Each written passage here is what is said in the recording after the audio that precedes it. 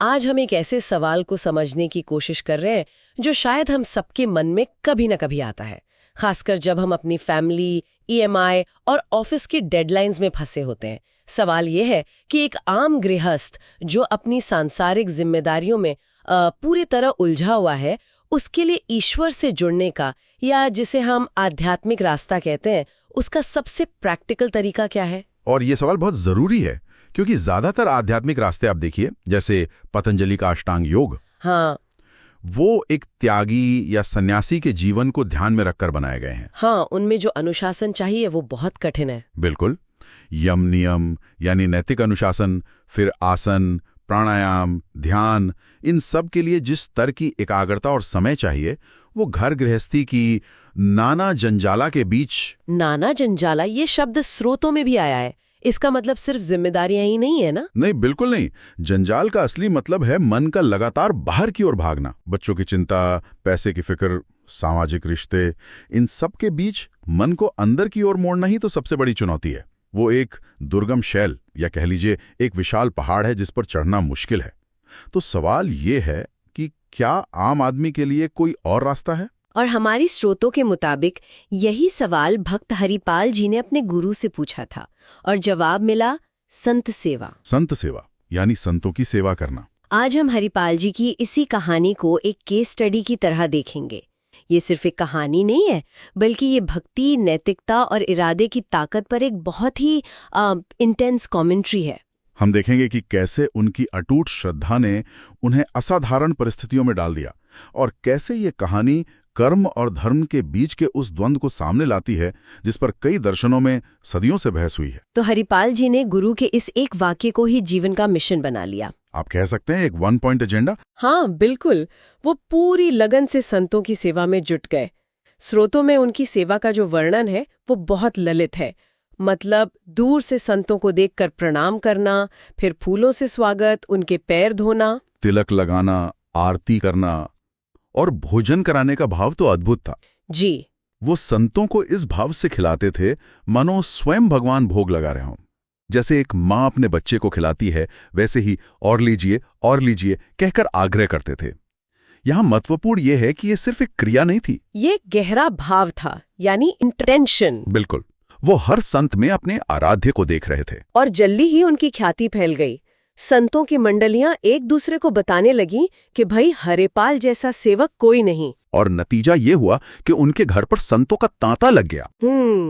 यहाँ एक दिलचस्प सवाल खड़ा होता है। हरिपाल जी की भक्ति तो अपनी जगह है, लेकिन उन्होंने अपनी सारी संपत्ति, सारी जमा पूंजी और फिर कर्ज लेकर जो किया, क्या वो एक गृहस्थ के तौर पर गैर जिम्मेदाराना नहीं था? मेरा मतलब है, अपने परिवार के प्रति भी तो उनका एक कर्तव्य था। ये एक बहुत ही वैलिड सवाल है और यहीं पर आध्यात्मिक और सांसारिक मूल्यों का टकराव दिखता है। सही बात है। सांसारिक दृष्टिकोण से देखें तो ये बिल्कुल गैर जिम्मेदाराना लगता है, लेकिन भक्ति मार्ग के नजरिए से हरिपाल जी ने अपनी प्राथमिकताएं बदल दी थी। उनके लिए संत सेवा ही सबसे बड़ा धर्म बन गया था, जिसके आगे पारिवारिक और आर्थिक सुरक्षा वो गौण हो गई थी। उन्होंने सब कुछ दांव पर लगा दिया। सब कुछ, अपनी जमीन बेच दी, घर के गहने बेच दिए, और जब सब खत्म हो गया तो बाजार से हजारों रुपए का कर्ज लिया। और सोचिए, उस जमाने में 1000 रुपए एक बहुत बड़ी रकम थी। लेकिन ये सिलसिला भी आखिर कब तक चलता? एक दिन तो ऐसा आना ही था। हाँ, एक दिन ऐसा आया जब सारा कर्ज का पैसा भी खत्म हो गया और किसी ने उन्हें और उधार देने से मना कर दिया। और यही कहानी ऐसा मोड़ लेती है जिसकी कोई कल्पना भी नहीं कर सकता। बिल्कुल, आप कल्पना कीजिए उस स्थिति की। घर में संतों की एक मंडली बैठी है, भूखी है, और घर में अन्न का एक दाना नहीं है। एक दाना नहीं, बाजार में कोई एक पैसा उधार देने को तैयार नहीं। उस हताशा और बेबसी के पल में हरिपाल जी ने एक फैसला लिया। उन्होंने सोचा, मेरे संत भूखे नहीं जाने चाहिए, चाहे इसके लिए मुझे चोरी ही क्यों ना करनी पड़े। एक भक्त से डाकू, ये ट्रांसफॉर्मेशन ही अपने आप में चौंकाने वाला है। हाँ, तो उन्होंने जंगल के एक रास्ते पर भाला लेकर पहरा देना शुरू कर दिया। वो लंबे तगड़े थे तो लोग डर के ही अपना सामान दे देते थे।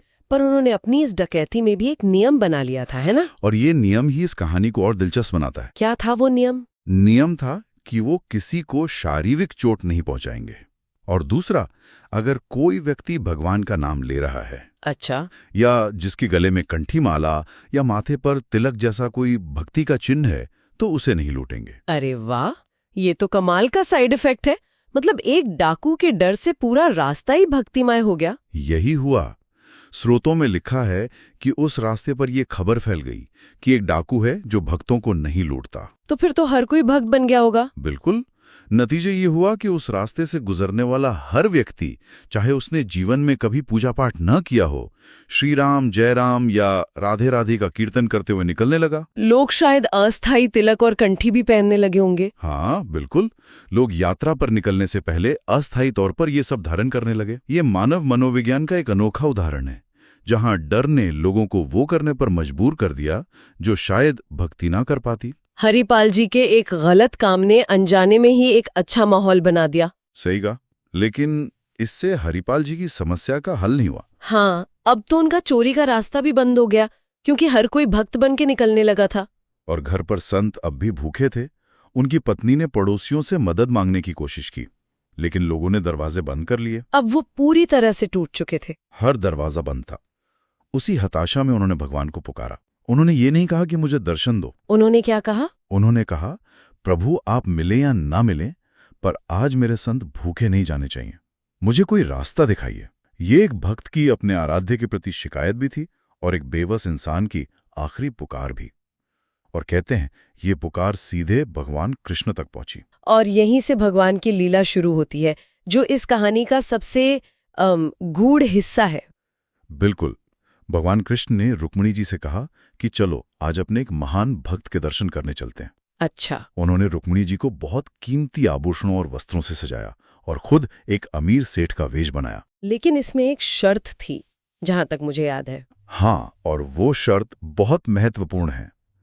उन्होंने रुक्मिणी जी से कहा कि रास्ते में कोई भगवत चर्चा नहीं करनी है। कोई भगवत चर्चा नहीं। और ना ही कोई भक्ति का चिन्ह जैसे तिलक या माला धारण करना है। ये तो बहुत अजीब बात है। रुक्मिणी जी भी हैरान थीं कि हम एक भक्त से मिलने जा रहे हैं और वहां भगवान का नाम लेने की भी मनाही है।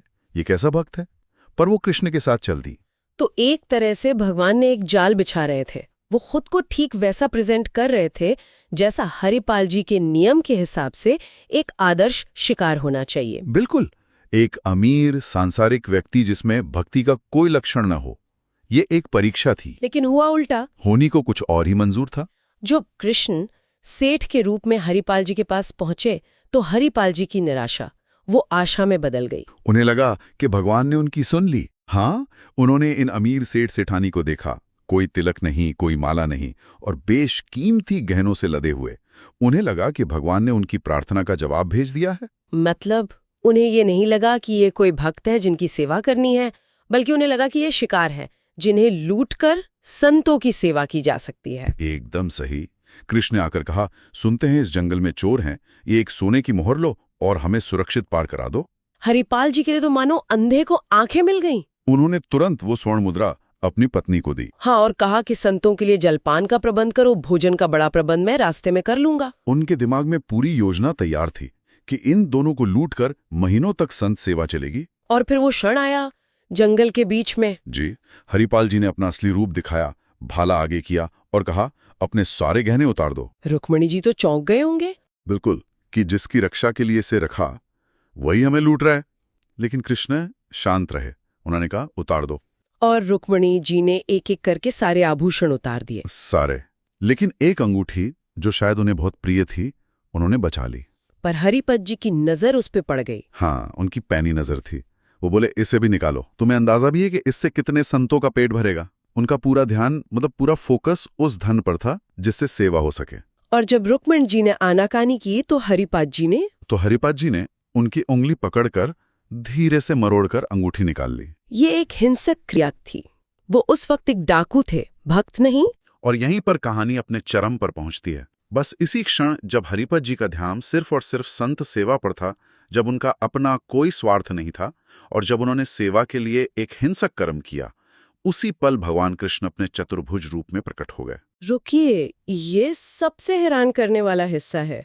भगवान तब प्रकट नहीं हुए जब हरिपाल जी आरती कर रहे थे या पैर धो रहे थे। वो तब भी प्रकट नहीं हुए जब वो हताश होकर प्रार्थना कर रहे थे। वो उस क्षण प्रकट हुए जब हरिपाल जी लक्ष्मी जी की उंगली मरोड़कर अंगूठी छीन रहे थे। ऐसा क्यों? यही इस कहानी का सबसे गहरा इंसाइट है। उस क्षण में हरिपाल जी का भाव अपनी शुद्धता के शिखर पर था। भाव की शुद्धता? हाँ, उनका मन पूरी तरह से एक ही लक्ष्य पर केंद्रित था, संत सेवा। उसमें अपने लिए कुछ पाने की लेश मात्र भी इच्छा नहीं थी। उनका कर्म यानी एक्शन सामाजिक और नैतिक रूप से गलत था, वो चोरी और हिंसा थी। लेकिन उनका भाव यानी इंटेंशन पूरी तरह से निस्वार्थ था। और भक्ति के इस मार्ग में भगवान ने कर्म के ऊपर भाव को प्राथमिकता दी। उन्होंने उस इरादे की परम शुद्धता को पुरस्कृत किया। हरिपाल जी ने जब अपने सामने साक्षात द्वारिकाधीश को देखा तो वो उनके चरणों में गिर पड़े, क्षमा मांगने लगे। उन्हें अपने कर्म का अपराध बोध हुआ। लेकिन भगवान ने उन्हें डांटा नहीं, बल्कि गले से लगा लिया और कहा, तुम मेरे सर्वश्रेष्ठ, मेरे प्राण प्यारे भक्त हो। वाह! उन्होंने बताया कि ये आभूषण अब साधारण नहीं रहे, ये महालक्ष्मी के श्री अंगों का स्पर्श पा चुके हैं और अब ये कभी घटेंगे नहीं, बल्कि हमेशा बढ़ते रहेंगे। उन्होंने हरिपाल जी को उनका सारा कर्ज चुकाने और लाखों संतों को रोज भोजन कराने का आशीर्वाद दिया। इस पर हरिपाल जी ने एक बहुत ही विनम्र प्रार्थना की। उन्होंने कहा कि प्रभु, ये घटना किसी को मत बताइएगा, वरना लोग आपसे प्रेम करने की बजाय आपको लूटने का प्रयास करने लगेंगे। सही। इस पर भगवान ने जो जवाब दिया वो हम सबके लिए है। उन्होंने कहा, डरो मत, जो भी ये कथा सुनेगा वो तुम्हारे कर्मों में दोष नहीं देखेगा, बल्कि वो तुम्हें एक आदर्श मानकर तुम्हारी तरह निस्वार्थ सेवा से मुझे पाने का प्रयास करेगा। भगवान ने खुद उनके भाव को कर्म से ऊपर रखकर प्रमाणित कर दिया। इसके बाद हरिपाल जी के आग्रह पर भगवान कृष्ण और रुक्मिणी जी सभी संतों के साथ उस भंडारे में शामिल हुए और सभी संतों को भगवान के साक्षात दर्शन हुए। तो अगर हम वापस अपने शुरुआती सवाल पर लौटें कि एक गृहस्थ के लिए सरल रास्ता क्या है, तो ये कहानी एक जवाब देती है। हाँ, ये कहती है कि ज्ञान और योग की जटिल साधनाओं के अलावा सेवा का एक सीधा रास्ता भी है। लेकिन शर्त यह है कि वो सेवा पूरी तरह से निस्वार्थ हो। इतनी निस्वार्थ कि कर्ता अपने कर्म के नैतिक सही गलत से भी ऊपर उठकर सिर्फ सेवा के भाव में स्थित हो जाए। एक बात और, हरिपाल जी का लक्ष्य ईश्वर प्राप्ति भी नहीं था। उनका एकमात्र लक्ष्य था संत सेवा। बिल्कुल, और उसी से उन्हें ईश्वर मिल गए। तो ये कहानी एक तरह से निष्काम कर्म का एक भक्तिमय संस्करण है। जहां गीता में कर्म के फल से अनासक्ति की बात है, यहाँ कर्म के स्वरूप से भी अनासक्ति दिखती है, जब तक कि भाव शुद्ध हो। एकदम सही। ये एक चरम उदाहरण है, लेकिन ये भाव की प्रधानता को स्थापित करता है। तो इस पूरी चर्चा के बाद एक विचार मन में रह जाता है। हरिपाल जी की कहानी का अंत सुखद रहा क्योंकि भगवान स्वयं प्रकट हो गए। लेकिन असल दुनिया में ये कथा एक बहुत मुश्किल सवाल छोड़ जाती है। जब किसी महान लक्ष्य या परम सत्य की खोज में कोई व्यक्ति ऐसे काम करता है जो सामाजिक या नैतिक रूप से गलत समझे जाते हैं, तो क्या उसका शुद्ध इरादा उसके कर्मों को सही ठहरा सकता है? और अगर हाँ, तो फिर हम में और हरिपाल जी में वो कौन सी रेखा है जो ये तय करती है कि कब इरादा कर्म पर भारी पड़ेगा? मतलब ये एक ऐसा सवाल है जो कहानी हमें सोचने पर मजबूर कर देती है।